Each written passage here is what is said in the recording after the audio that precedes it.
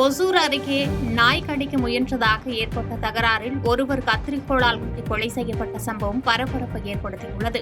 கிருஷ்ணகிரி மாவட்டம் ஒசூர் அருகே நார்பனட்டை கிராமத்தைச் சேர்ந்தவர் கோபால். இவரது வீட்டிற்கு அருகே கர்நாடக மாநிலத்தைச் சேர்ந்த முனியேந்திரன் என்பவர் வசித்து வருகிறார். இந்நிலையில் இருவரது வீட்டிலும் வளர்க்கப்படும் நாய்களுக்கு இடையிலான சண்டையை முனியேந்திரன் விரட்டச் சென்றபோது கோபால் என்பவர் வளர்த்து வரும் நாய் கடிக்க முயன்றதாக தெரிகிறது. இதனால் முனியேந்திரன் கோபால் வீட்டிற்கு சென்று கோபாலை தட்டி வாக்குவாதத்தில் ஈடுபட்டுள்ளார். இதைத் தொடர்ந்து முனியேந்திரன் கத்திரிக்கோளை கொண்டு கோபாலை நெஞ்சு பகுதியில் குத்தியதில் படுகாயமடைந்த கோபால் மருத்துவமனைக்கு கொண்டு செல்லும் வழியிலேயே உயிரிழந்தார். கோபால் உடலை மீட்ட கெளமங்கலம் போலீசார் பிரேத பரிசோதனைக்கு அனுப்பி வைத்ததோடு இச்சம்பவம் குறித்து தீவிர விசாரணை நடத்தி வருகின்றனர். பழனியில் இளைஞர் ஒருவர் கழுத்தறுத்து கொலை செய்யப்பட்ட சம்பவத்தில் ஒருவரை கைது செய்து போலீசார் தீவிர விசாரணை நடத்தி வருகின்றனர். திண்டுக்கல் மாவட்டம் பழனியில் செயல்பட்டு வரும் நகராட்சி குப்பை கிடங்கில் குபேரப்பட்டினத்தைச் சேர்ந்த இளைஞர் நவநீதன் கழுத்தறுக்கப்பட்டு கொலை செய்யப்பட்டு கிடந்தார். உடலை மீட்டு பழனி நகர காவல்துறையினர் கொலை நிகழ்ந்த இடத்தில் கத்தியை கைப்பற்றி தீவிர விசாரணை நடத்தி வந்தனர். இந்நிலையில் கொலை தொடர்பாக ஜவஹர் நகர் பகுதியைச் சேர்ந்த அஜித்குமார் என்ற இளைஞரை கைது செய்து விசாரணை நடத்தினர். அஜித்குமார் மனைவியுடன் நவநீதன் திருமணத்திற்கு மீறிய உறவில் இருந்து வந்ததை அறிந்த அஜித்குமார் நவநீதனை கொலை செய்தது தெரியவந்த நிலையில் போலீசார் விசாரணையை தீவிரப்படுத்தியுள்ளனர்.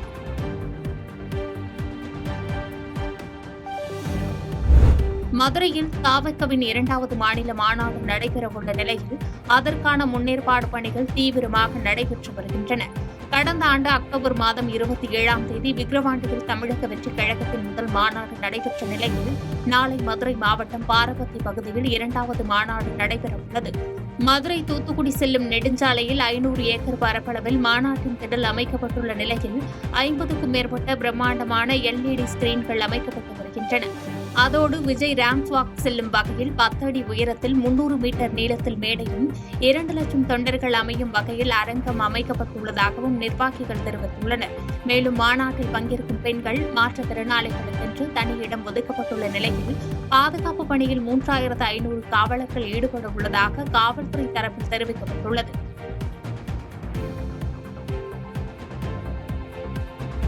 ஸ்ரீவில்லிபுத்தூர் அருகே தாவக மாநாட்டிற்கு பேனர் வைக்கும் பணியில் ஈடுபட்டிருந்த கல்லூரி மாணவர் மின்சாரம் தாக்கி உயிரிழந்தது பெரும் சோகத்தை ஏற்படுத்தியுள்ளது. தமிழக வெற்றிக் கழக 2வது மாநாடு நாளை மதுரையில் விமர்சையாக நடைபெறவுள்ளது. மாநாட்டை வரவேற்கும் தமிழகத்தின் பல்வேறு பகுதிகளில் பேனர்கள் வைக்கப்பட்டு வருகிறது. அந்த வகையில் ஸ்ரீவில்லிபுத்தூர் அருகே பிரதான சாலை பகுதியில் தமிழக வெற்றிக் கழக மாநாட்டிற்கு வரவேற்கும் விதமாக பேனர்கள் வைக்கும் பணி நடைபெற்று வந்தது. இதில் இனாம் கரிசல் குளம் பகுதியைச் சேர்ந்த கல்லூரி மாணவர் காளீஸ்வரன் என்பவர் பணியில் ஈடுபட்டிருந்த போது எதிர்பாராத விதமாக மேலே சென்ற உயர் மின்னழுத்த கம்பி மீது பேனர் வைக்க கையில் எடுத்த கம்பப்பட்டு மின்சாரம் தாக்கி அவர் காயமடைந்தார். தொடர்ந்து மருத்துவமனைக்கு கொண்டு செல்லப்பட்டு பரிசோதித்ததில் காளீஸ்வரன் ஏற்கனவே இறந்துவிட்டதாக மருத்துவர்கள் தெரிவித்தனர். தகவல் அறிந்து அங்கு சென்ற போலீசார் விபத்து குறித்து வழக்கு பதிந்து விசாரித்து வருகின்றனர்.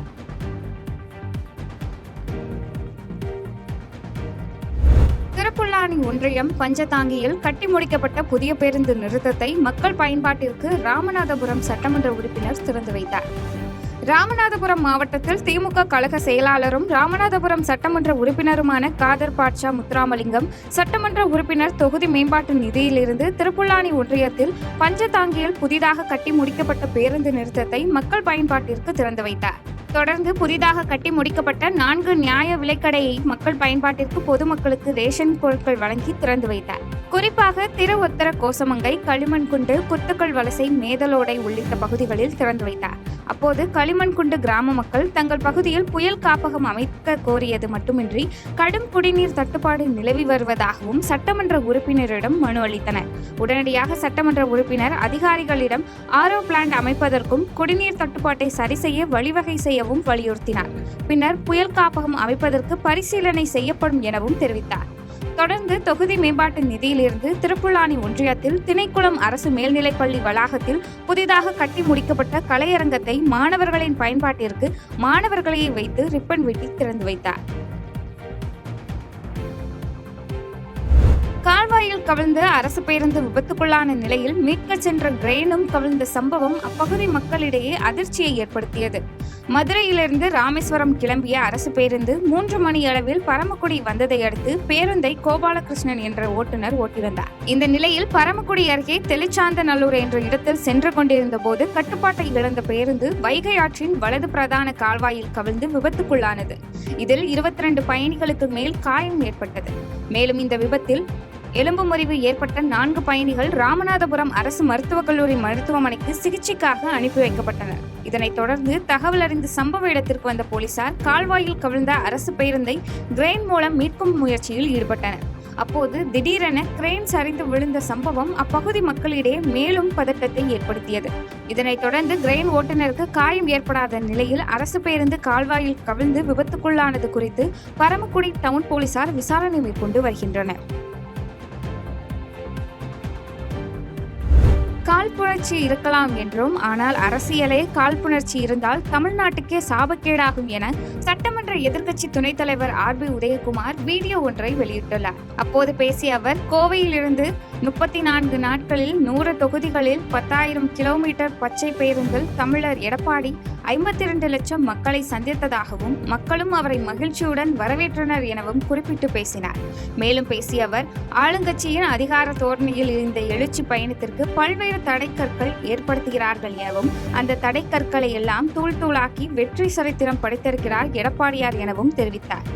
தொடர்ந்து பேசிய அவர், அரசியலில் காழ்ப்புணர்ச்சி இருக்கலாம், ஆனால் அரசியலே காழ்ப்புணர்ச்சி இருந்தால் தமிழ்நாட்டுக்கே சாபக்கேடாகும். முத்துவேல் கருணாநிதி ஸ்டாலின் இதுபோன்ற சிறுபிள்ளைத்தனத்தை செய்ய ஆளும் கட்சி அதிகாரத்தை பயன்படுத்தினால் மக்கள் உங்களுக்கு தகுந்த பாடம் புகட்டுவார்கள் எனவும் தெரிவித்தார்.